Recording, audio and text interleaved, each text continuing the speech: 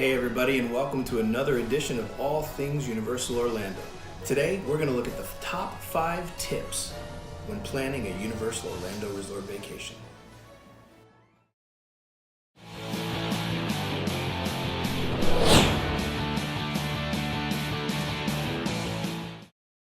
Thanks to everybody for watching last week and being a part of the inaugural episode of All Things Universal Orlando.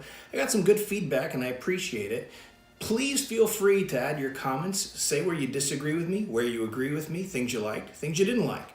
I'm all about changing things to make them better, and I can't do that without your feedback, so I would appreciate that. Also, remember to hit the like, subscribe, the bell notification so you can know when we have new videos coming out. I'm trying to do at least one a week, maybe more, but that'll depend on time. Of course, I also have somewhat of a life.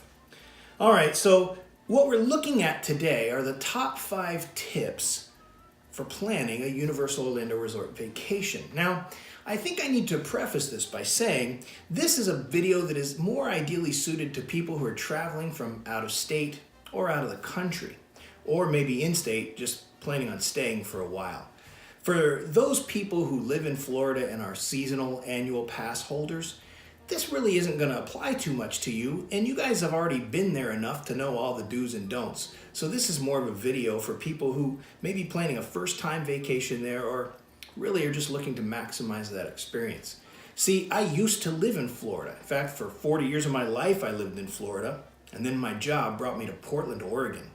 So I don't get to go the way that I used to go, and YouTube videos like this one have become my life's blood in holding me over until I can go again. And I try to go every year at least once, and so far we've been blessed enough to be able to do that. So what I've found in doing that over the past 5 or 6 years now is that each year I get a little better at it because I learned something more than I knew the year before. So what I'm hoping to do is take these 5 tips and hand them to you so that you can start with something that took us 5 or 6 years to learn. So let's get right to it. Number 5, the 5th best tip that I have for you when planning a Universal Orlando vacation: organize on a calendar. Now, that might not sound like a big deal, but it actually is. I'm a Mac guy. Everything I have is Mac. I have an iPhone, an iPad, I have a Mac Mini, I have a Mac at home, I have a MacBook Pro that my wife has that, and we've been using it forever. We just like Mac. It's so interchangeable, it works well, and we like it. Nothing against Windows, I just like Mac better. Well, Mac has a feature, but so does Windows, a calendar feature where you can add things to a calendar. What I like about Mac is that I can share that calendar with anybody I want. And so it goes to my phone, it goes to my wife's phone, my daughter's phone, to my iPad, anywhere I need it to go. And so we're all linked together through this calendar. And over the course of planning the vacation, I'll itemize each day. I'll even put the flight information, the room reservation confirmation codes, and things like that, so that we all have access to it. I've even gone so far as to take PDFs of menus at City Walk and inside the parks so that we have the menus on our phones. You don't really need to do that. I just kind of like doing it. The Universal Orlando app is a great app and it provides some of this information. But I like to have my own personalized venue. That way I can look on my calendar and see what I've got planned for the day. Now, it doesn't remove spontaneity. Spontaneity is a huge part of the vacation.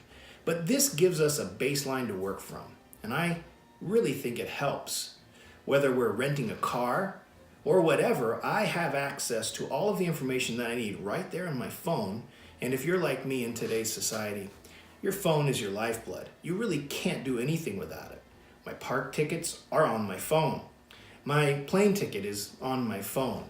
Rental car reservations, hotel reservations, dinner reservations, on my phone.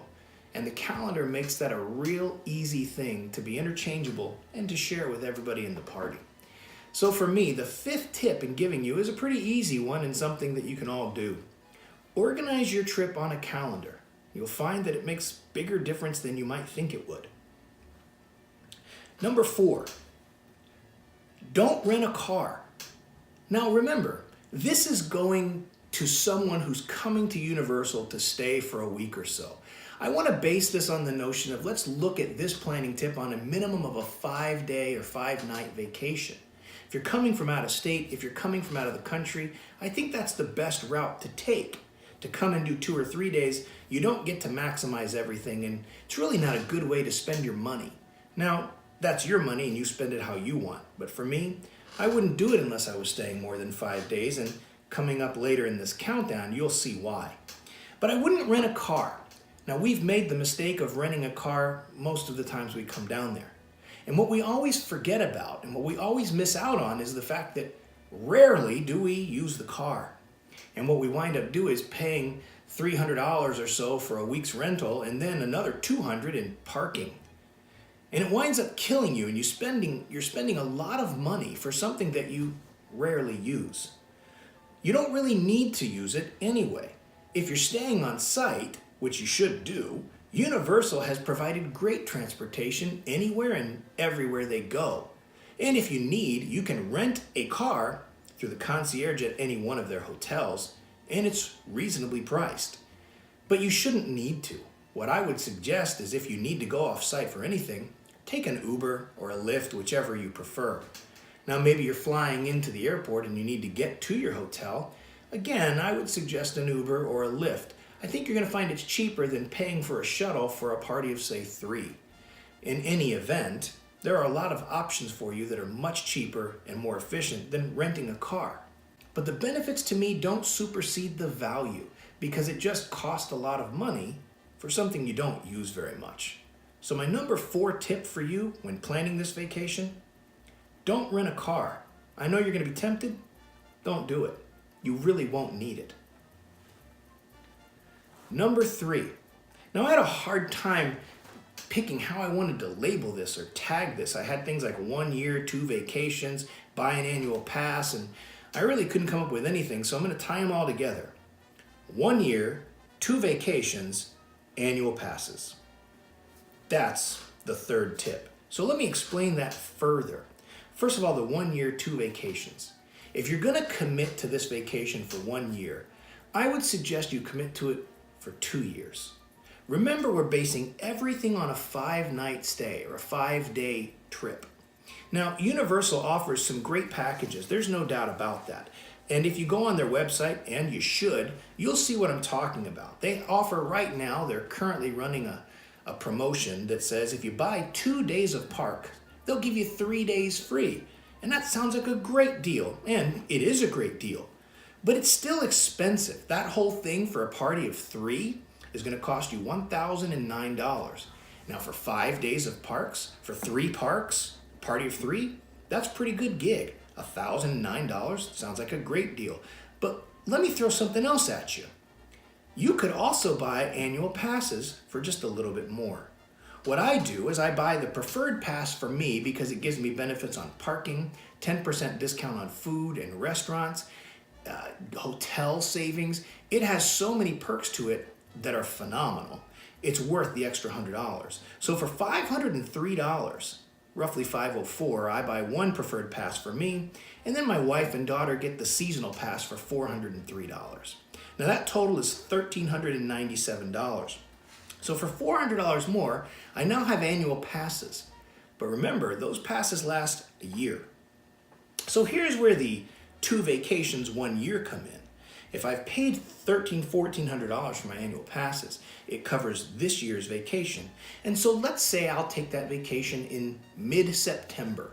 Let's say September 14th through the 21st. So that's a 7-day stay. It's a whole week. And I get to use my annual pass. It activates on the 14th when I first use it to get into the park. And it's good for a year. Fast forward to next September, or wait, late August. I'll plan next year's vacation between late August and September 14th. And so now I've got another vacation planned on the same annual pass. So next year, I'm not paying anything for park tickets. I've already paid for it the year prior. Now, here's another tip. Well, I'm going to save this one. We'll get back to that. But that's what I mean when I say 1 year, 2 vacations, annual pass. It's a little more expensive. But that $400 more that you pay for annual passes this year more than makes up for the $0 you pay for any kind of park entrance next year. It does require you commit to this vacation 2 years in a row, but is that a bad thing? I don't think so. If you're watching this video, Universal Orlando is a place you want to be. A lot. So that's the number 3 tip. Number 2, stay on site. And if I could recommend, stay at one of the premier hotels. This is a game changer, and the reason should be fairly obvious. 1, you're getting a 4 or 5 star resort. 2 is the Express Pass. Let me talk about the quality of resort and give you some prices just so you know what you're dealing with. All of these vacations are booked in September, where I went online and got this information for you. If you stay at one of the 3 premiers, we'll start at Portofino Bay. It's a Lowe's hotel. It's themed around Italy. It's themed around the town of Portofino, and it's phenomenally themed. It's a great hotel. I've stayed there. If you stay for a minimum of 5 nights, you can get that hotel for $258 a night. Now, it goes up about $20 on the weekend, but that's not too terribly. So $258 a night for a 5-star premier resort that throws in the Express Pass for everybody in your party. It's pretty good value. But let's say you like Hard Rock better. Portofino's just not your thing. Well, you can stay at Hard Rock, which is another hotel I've stayed at a few times, a great hotel. As a musician, I really like this hotel. $246 a night in September if you stay for 5 nights. It qualifies for something they call the Stay More, Play More rate. It's actually better than a 20 or 30% discount you get as an annual pass holder. I've taken advantage of this rate every year I've taken this vacation, and I'm never disappointed. So $246 at Hard Rock, again, a pretty good gig when you factor in that Express Pass. Now, my favorite hotel of all of them, and I've stayed at all of them, is easily the Royal Pacific. If you watched last week's video, you know that. I had the shirt on. I gave you some information on the green screen to let you see about it, told you a lot about it. So I'm not going to spend a lot of time talking about that now, but catch this. In September, if you stay 5 nights, Royal Pacific, $216 a night. Again, these things go up over the weekend, but only by about $20.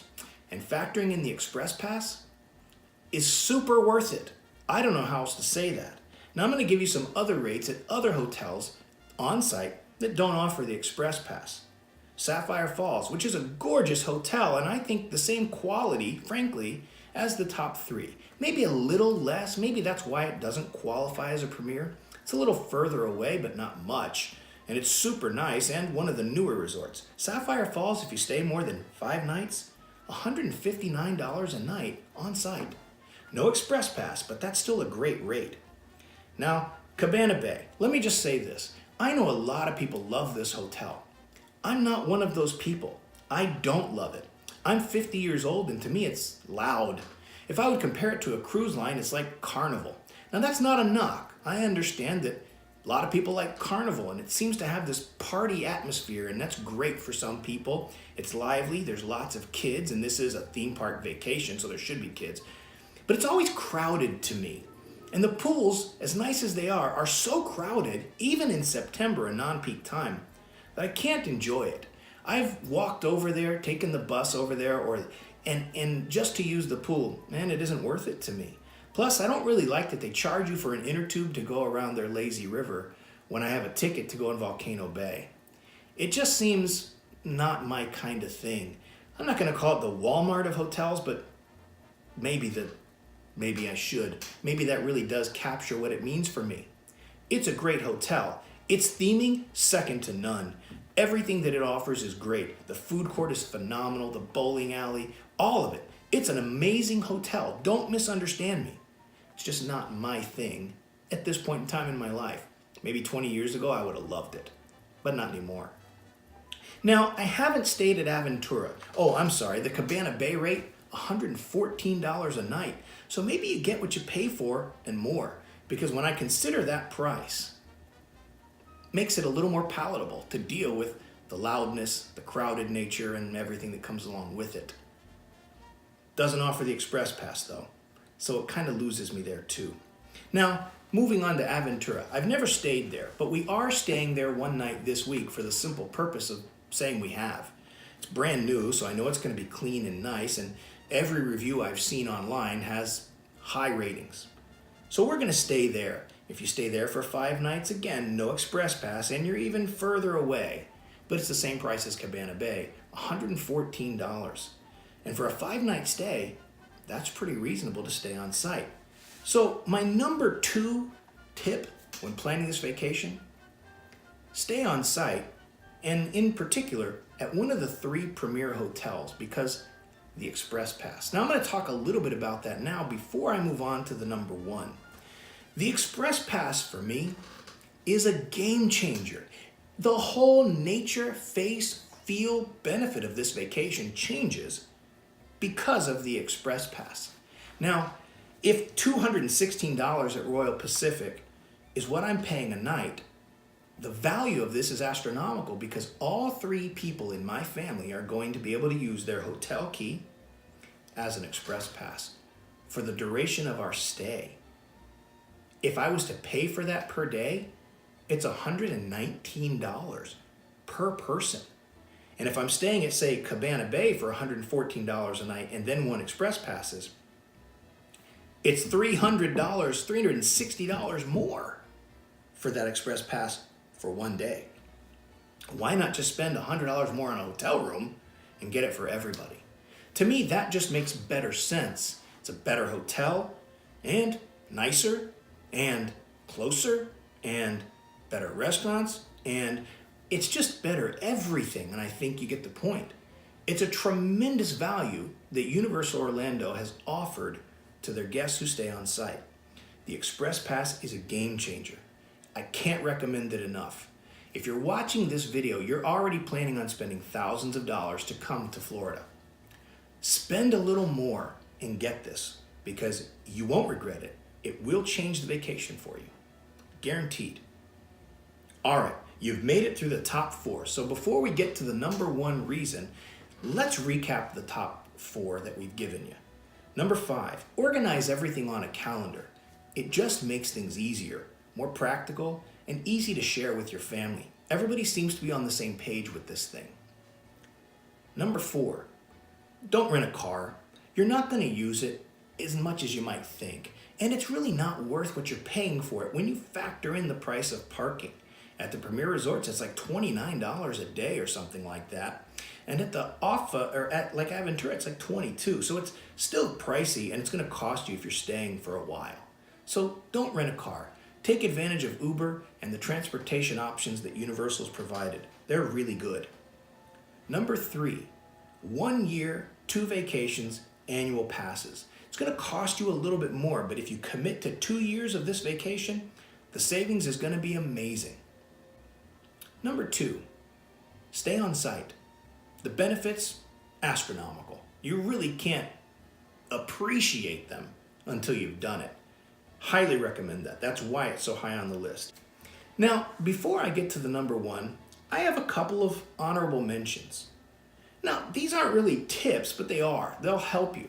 Go to your local bookstore, Barnes & Noble, whatever you have, wherever you live, and buy one of these Universal Orlando books. A lot of people make them, and I didn't bring mine with me to show you. I have a couple of them, and they're all pretty good, and they're all pretty much the same. And they give you what you need to know as far as the restaurants go, and the pricing, and the theming, and what the benefits are versus, well, what the benefits are not. There you have what I would consider an honorable mention. Buy a book. It's a fun read anyways, and it's a great pastimer. But don't take it with you. You'll look like a tourist, and that's not good. Honorable mention number 2. Get a frequent flyer credit card. Doesn't have to be an airline credit card, but one that allows you to acquire or accrue points with an airline. Because, like I said, if you're doing this vacation, let's just give you a round figure. Let's say this vacation costs you $5,000 when you pay for everything. Next year, when you go on that vacation, if you put this year on your credit card, plane tickets and everything, you're going to save a mountain in plane tickets next year because you've probably been able to pay for 1 or 2 ways. And that's pretty significant savings. And when you tack that on to the fact that you're not paying for park tickets next year, what was a $5,000 vacation this year might wind up being a $3,000 vacation next year. That's another reason to commit to that 2-year plan. 2 vacations same year. Make that commitment. It's worth it. And like I said, if you're watching this, going to Universal Orlando is a great thing. And if I told you you could go for 2 weeks, 2 years in a row for $8,000, probably you'd do it if you can afford it. And I hope you can, because it's a great time. So here we go. Here it is. You've been waiting for this, and I don't want the wind to come out of the sails, but this is a good one. The number one tip that I have for you when traveling or planning a trip to Universal Orlando: go during non-peak times. Go to Google and put in park calendar or type in some Universal calendar, and you're going to come up with a lot of things that show you when high peak times are versus when they're not. I've made the mistake of going during peak times. I really didn't enjoy the vacation. So I said never again. So now we always go the same time. And September is a great time for my family. Now, for those of you with kids, you might be thinking, no, my kid's going to miss school. School is just starting and that's important. And I agree with you. But consider this. In Florida, schools have already gone back. The weather's not stiflingly hot like it is in July and August, although it's still pretty hot. And if you let your school know that your daughter or son or kids are going to miss a few days, maybe a week at the beginning of the year, they'll work with you as far as getting those kids the work they need. And my daughter does some of the work on the plane, and it winds up being a pretty good thing, and she's never regretted it, and frankly, as parents, neither have we.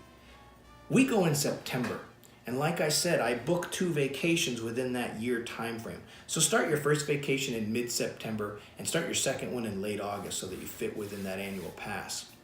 But you're going to find that your kids are resilient, and if you're going to miss a week of school, isn't the beginning of the year the best time? It gives you the rest of the year to catch up with it. And over the course of a multi-$1,000 vacation, I think that's worth it. Last thing I would say is take advantage of a lot of the things that Orlando has. Take a day and just enjoy the hotel. Or take an Uber or a Lyft to International Drive and enjoy some of the things there. You have the Ripley's Museum. You have all kinds of things that are fun to do. And it's a little bit of a break from the parks, and sometimes you need that. So I would do that as well. But there you have it, the top 5 tips for planning a Universal Orlando vacation. Hey, remember, sharing is caring. Like and subscribe. Tell your friends about this if you're receiving any kind of benefit to it, or even if you just enjoy it. Hit the bell notification so you know when we put out more videos. I appreciate you being here with me today. And remember, go bless somebody.